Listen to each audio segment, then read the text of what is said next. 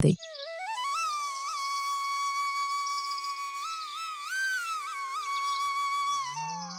पूरा गांव दंग रह गया था। जिन दो बहुओं को कल तक घर की दहलीज लांघने की इजाजत नहीं थी, आज पूरा गांव उनके सम्मान में पलके बिछाए खड़ा था। वही आंगन जो कभी उनकी खामोश सिसकियों का गवाह था, आज उनकी कामयाबी के नारों से गूंज रहा था। पर क्या आप जानते हैं, खामोशी के उस बंद पिंजरे को तोड़ना इतना आसान नहीं था। ये कहानी उन दो बहनों की है जिन्होंने अपमान की आग में खुद को तपाया और पत्थर से हीरा बनने का सफर तय किया। मगर आज की इस चमक को देखने से पहले चलिए उस अंधेरे में चलते हैं जहां से ये सब शुरू हुआ था। हम लौटते हैं आज से ठीक 6 महीने पीछे, एक ऐसी सर्द सुबह में जहां आसमान में उजाला होने से पहले ही इन बहुओं की आंखें खुशियों से नहीं बल्कि तानों की तीखी गूंज से खुलती थीं। सूरज अभी निकला भी नहीं था, लेकिन राधिका अपने हाथों में झाड़ू लिए घर के कामों में जुट गई थी। हवा में ठंड थी, पर राधिका का दिल किसी और ही खौफ से कांप रहा था। उसके हाथ मशीन की तरह चल तो रहे थे, पर मन में सिर्फ एक ही डर था कि उसकी जरा सी चूक आज फिर किसी नए ताने का कारण न बन जाए। चलो जल्दी से सब काम निपटा लो, आज ससुराल में पहला दिन है। अगर जरा सी भी कमी रह गई तो सासू माँ को अच्छा नहीं लगेगा। माँ ने कहा था कि इज्जत मेहनत से मिलती है, पर यहाँ तो इन बड़ी बड़ी दीवारों में भी अपनापन नहीं दिखता। राधिका का मायका पास के ही गांव में था। पिता ने सिखाया था कि खामोशी और मेहनत ही औरत का गहना है, लेकिन उसे क्या पता था कि यहाँ इसी खामोशी को उसकी कमजोरी मान लिया जाएगा। घर बड़ा था, पक्का आंगन था, बड़े कमरे थे, लेकिन इस घर के सुकून में एक अजीब सी चुभन थी। अभी राधिका के मन का ये डर शांत भी नहीं हुआ था कि तभी घर के भीतर से किसी के भारी कदमों की आवाज आई। ये राधिका की ननद सविता थी, जो चेहरे पर घमंड लिए बाहर निकल रही थी। अरे भाभी, इतनी सुबह कौन सा त्योहार मना रही हो जो झाड़ू हाथ में पकड़ ली? इतनी धूल उड़ रही है कि मेरी नींद खराब हो गई। लगता है मायके में बस यही सिखाया है। नहीं दीदी, बस सोचा घर साफ रहेगा तो सबको अच्छा लगेगा। मुंह मत बनाओ भाभी, ये मुस्कान यहाँ नहीं चलेगी। सविता के तानों ने अभी राधिका का दिल छलनी किया ही था कि तभी आंगन में सफेद साड़ी पहने राधिका की सास धर्मावती की एंट्री हुई। सासू माँ की सख्त आवाज और उनके चेहरे की लकीरें बता रही थीं कि आज का दिन राधिका के लिए और भी भारी होने वाला है। ये क्या हो रहा है सुबह सुबह? पंचायत बिठानी है क्या? बहू, रसोई कब संभालोगी? तुम्हारे पति को काम पर जाना है और सविता को नाश्ता चाहिए। तुम्हारे घर में क्या सूरज ढलने के बाद चूल्हा जलता था? जल्दी जा और रसोई संभाल। राधिका ने नजरें झुका ली। वो जान चुकी थी कि इस घर में बोलना अपराध है। उधर इसी गांव से थोड़ी दूरी पर एक और घर था। वहां राधिका की छोटी बहन मीरा की जिंदगी का भी यही हाल था। मीरा की सास चंद्रकला हर बात में जहर घोलने की आदी थी। आजकल की मायके की लड़कियां काम कम और जुबान ज्यादा चलाती है। देखो इसे कैसे मरी हुई चाल से चल रही है। मीरा, आज दोपहर तक घर का सारा काम खत्म हो जाना चाहिए और फिर बैठकर सिलाई पूरी कर। घर में मुफ्त की रोटियां नहीं तोड़ी जाएंगी। मीरा चुप रहती। वो दिन भर कोलू के बैल की तरह काम करती, झाड़ू, बर्तन, रसोई और फिर पशुओं की देखभाल। लेकिन तारीफ का एक शब्द भी उस घर की दीवारों में कभी सुनाई नहीं देता था। दिन बीतते गए, लेकिन दोनों बहनों की तकदीर में कोई बदलाव नहीं आया। आज गांव में मेला था। खुशियां सबके दरवाजों पर दस्तक दे रही थीं, पर इन दो बहनों के लिए ये एक और थका देने वाला दिन था। राधिका कुएं पर पानी भरने पहुंची थी। जैसे ही उसने झुककर रस्सी खींची, उसके हाथों के ताजे छाले रस्सी की रगड़ से छिल गए। उसी वक्त मीरा भी वहां पहुंची। दोनों की नजरें मिली और वक्त जैसे ठहर गया। दीदी, ये क्या है दीदी? तुम्हारी आंखें इतनी सूजी हुई क्यों हैं? क्या कल रात फिर उन्होंने खाना नहीं दिया? क्या सासू माँ ने फिर से तुम्हें रात भर अनाज पीसने पर लगा दिया? कुछ नहीं मीरा, बस नींद पूरी नहीं हुई, काम ज्यादा था। तू अपनी बता, तू इतनी पीली क्यों पड़ गई है? क्या चंद्रकला माँ जी तुझे आराम करने का मौका नहीं देती? दीदी, कल रात सासू माँ ने मुझसे वो सारे कपड़े एक ही रात में सिलवाए जो पूरे हफ्ते का काम था।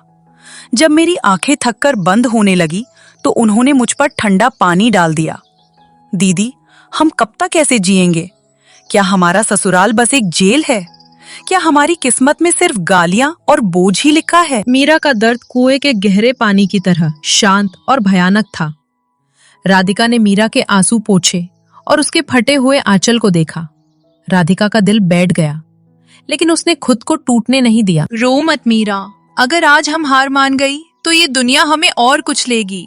याद कर, पिताजी कहते थे कि लोहा जितना तपता है उतना ही मजबूत होता है। हमें अपनी कमजोरी को अपनी ताकत बनाना होगा।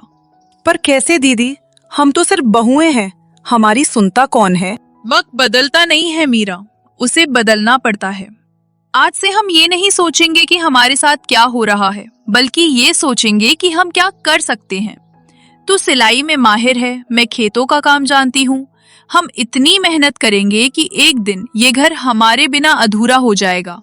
वादा कर, अब से तेरी आंखों में आंसू नहीं बल्कि अपने हुनर की चमक होगी। घर लौटते ही राधिका की मुश्किलें और बढ़ गईं। सास धर्मावती ने नया फरमान सुना दिया। बहू, अब से तू सिर्फ घर का काम नहीं करेगी। खेतों में मजदूर कम पड़ रहे हैं, कल से तू भी खेत जाएगी। हाँ माँ, ये घर में बैठकर रानी बनी रहती है, इससे भी पता चले कि पैसा कैसे आता है। उधर मीरा की सास ने उसे गांव की औरतों के कपड़े सिलने के लिए रात रात भर जगाना शुरू कर दिया। मीरा की आंखें जलती थीं, पर वो सिलती रही। उसने कभी अपने लिए कुछ नहीं मांगा।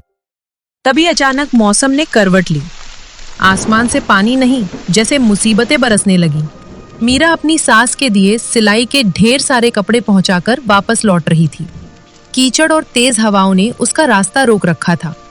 तभी उसकी नजर नाले के पास गई, जहां एक बुजुर्ग का पैर फिसल गया था और वो बहाव के साथ खींचे जा रहे थे। हे भगवान, इतना तेज बहाव और वो बुजुर्ग! अगर कोई नहीं पहुंचा तो ये पानी उन्हें बहा ले जाएगा। मुझे कुछ करना होगा, पर अगर मुझे कुछ हो गया तो? आसमान से गिरती बिजली ने जैसे मीरा के अंदर के डर को झटके से मिटा दिया। उसे अपनी सास का खौफ नहीं, बल्कि सामने डूबती हुई जिंदगी की फिक्र थी। उसने अपने डर को किनारे किया और तेज लहरों की परवाह किए बिना आगे बढ़ गई। बाबा, घबराइए मत, अपना हाथ बढ़ाइए, मैं आ रही हूँ। मीरा ने एक पल की भी देरी नहीं की। अपनी सास के गुस्से और घर पहुंचने की जल्दी को भूलकर वो कीचड़ में कूद गई। अपनी पूरी ताकत लगाकर उसने उन बुजुर्ग को बाहर निकाला। बुजुर्ग ठंड से कांप रहे थे और उनकी दवाएं बह गई थीं।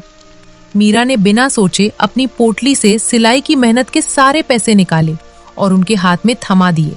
बाबा, ये पैसे रखिए और नई दवा ले लीजिए। आपकी जान से बढ़कर कुछ नहीं है। उधर राधिका भी खेत से भीगते हुए घर की ओर भाग रही थी।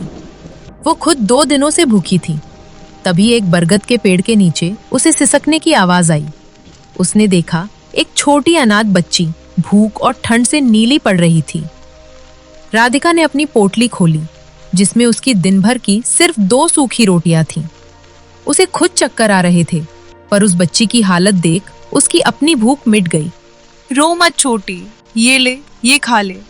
राधिका ने अपनी रोटियां उस बच्ची को खिला दी और अपनी पुरानी चादर में उसे लपेटकर गोद में उठा लिया। उसे पता था कि घर ले जाने पर सासू माँ हंगामा खड़ा कर देंगी, लेकिन उस वक्त उसे सिर्फ एक मासूम की जान बचानी थी। कुछ दिनों बाद गांव में पंचायत बुलाई गई। पूरे गांव में चर्चा थी कि आखिर मामला क्या है। राधिका की सास धर्मावती और मीरा की सास चंद्रकला मन ही मन जल रही थीं। उन्हें लग रहा था कि इन बहुओं ने कोई ऐसा काम किया है जिससे घर की बदनामी होगी। देख लेना, आज इन दोनों की वजह से हमारी नाक कटेगी। पंचायत में पैर रखने लायक नहीं रहेंगे हम। तभी सरपंच जी ने अपनी गंभीर आवाज में चुप्पी तोड़ी। आज ये पंचायत किसी सजा के लिए नहीं, बल्कि गांव के एक ऐसे सच को सामने लाने के लिए बुलाई गई है जिससे हम सब अनजान थे। सरपंच जी, अगर आज मैं आपके सामने खड़ा होकर बोल पा रहा हूं तो सिर्फ इस बच्ची मीरा की वजह से। उस रात जब मौत मुझे नाले में खींच रही थी, तब इस बच्ची ने अपनी जान की परवाह किए बिना मुझे बाहर निकाला। इतना ही नहीं, अपनी मेहनत की सारी कमाई मेरे हाथ में रख दी ताकि मैं दवा ले सकूं। ऐसी बहू तो खुश नसीबों को मिलती है। और सरपंच जी, इस अनाथ बच्ची का क्या? कड़कड़ाती ठंड और बारिश में जब हम सब अपने घरों में दुबके थे, तब राधिका बेटी ने इसे अपनी चादर में छुपाया। खुद भूखी रही, पर अपने हिस्से का निवाला इस बच्ची के मुंह में डाल दिया। अगर ये ममता नहीं है तो और क्या है? ये सुनते ही पूरा गांव तालियों की गूंज से भर गया। लोग खड़े होकर सम्मान देने लगे। सरपंच जी ने आगे बढ़कर दोनों बहनों के सिर पर हाथ रखा। आज सरकार की ओर से गांव के विकास के लिए कुछ घोषणाएं हुई हैं। गांव में एक सिलाई केंद्र खुलेगा, जिसकी पूरी जिम्मेदारी मीरा संभालेगी, और एक प्राथमिक पाठशाला की शुरुआत होगी, जिसे राधिका चलाएगी। इन दोनों को न सिर्फ सम्मान मिलेगा, बल्कि इनकी मेहनत का वेतन भी सीधा इनके नाम पर आएगा। जो बहुएं कल तक घर के कोने में दुबक कर तानों का शिकार होती थीं, आज वे पूरे गांव की उम्मीद बन चुकी थीं। पर असली जीत तब हुई जब गांव की औरतों ने आकर उनके हक में नारे लगाए। उधर पंचायत से घर तक का रास्ता बहुत छोटा था, लेकिन धर्मावती और चंद्रकला के लिए ये सदियों जैसा लंबा लग रहा था। उनके कानों में बुजुर्ग की बातें और सरपंच की तारीफें हथौड़े की तरह बज रही थीं। उन्हें याद आ रहा था कि कैसे उन्होंने इन मासूम बहुओं को सिर्फ काम की मशीन समझा था। घर की चौखट पर कदम रखते ही धर्मावती के सब्र का बांध टूट गया। बहू, आज इस चौखट के अंदर कदम रखने की मेरी हिम्मत नहीं हो रही। जिस बेटी ने बाहर जाकर हमारे कुल का नाम रोशन किया, उसे मैंने इसी आंगन में घुट घुट कर जीने पर मजबूर किया। मुझे माफ कर दे राधिका। मैंने तुझे कभी इंसान नहीं समझा, बस एक बोझ समझा। पर तू तो साक्षात लक्ष्मी निकली, जिसने हमारे पापों को अपनी नेकी से धो दिया। माँ जी, ऐसा मत कहिए। आप बड़ी हैं और बड़ों का गुस्सा भी आशीर्वाद होता है। बस थोड़ा सा प्यार मिल जाता तो ये सफर इतना मुश्किल ना होता। उधर मीरा के घर में भी मंजर कुछ ऐसा ही था। चंद्रकला ने सिलाई की वो पुरानी मशीन साफ की, जिस पर उसने मीरा को रात रात भर जागने पर मजबूर किया था।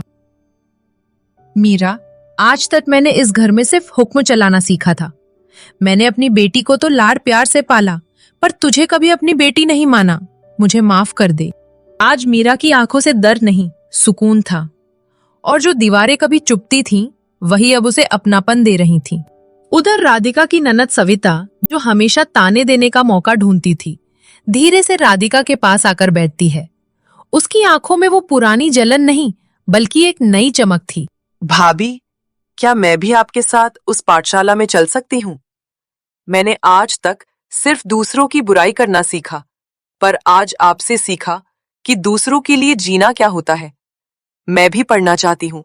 मैं भी आपके जैसा बनना चाहती हूँ। राधिका ने सविता को गले लगाया, और जो घर कल तक ठंडा था, आज प्यार की गर्माहट से भर उठा, मानो एक नए दौर की शुरुआत हो गई हो।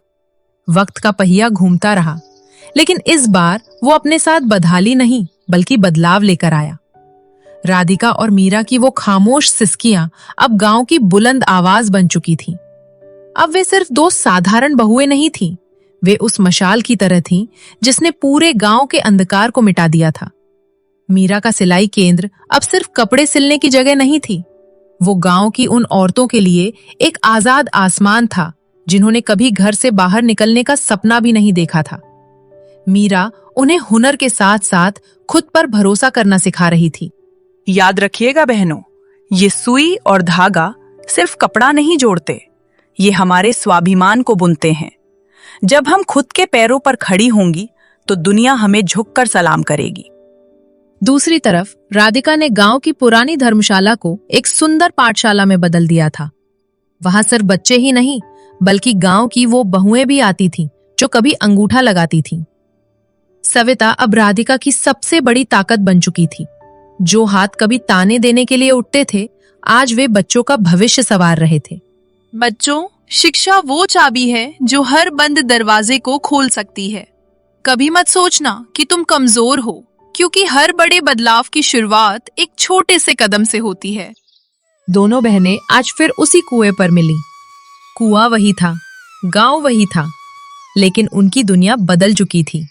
उनकी मुस्कान में अब वो पुरानी घबराहट नहीं थी, बल्कि एक विजेता का गर्व था। उन्होंने साबित कर दिया था कि एक औरत अगर ठान ले तो वो न सिर्फ अपनी तकदीर, बल्कि पूरे समाज की तस्वीर बदल सकती है। दुनिया कहती है कि बहुएं पराया धन होती है, लेकिन सच तो ये है कि बहुएं उस घर की नींव होती हैं। जिस घर में बहुओं को बोझ समझा जाता है, उस घर की खुशहाली को दीमक चाट जाती है। याद रखिए, इज्जत कभी बाजार में नहीं मिलती और ना ही इसे किसी से मांगा जा सकता है। इज्जत तो उस तपस्या का फल है जो आप अपने हुनर और इंसानियत से कमाते हैं। अगर आपको इन दो बहनों की कहानी अच्छी लगी तो कथा ट्यून्स हिंदी को सब्सक्राइब करना ना भूलें।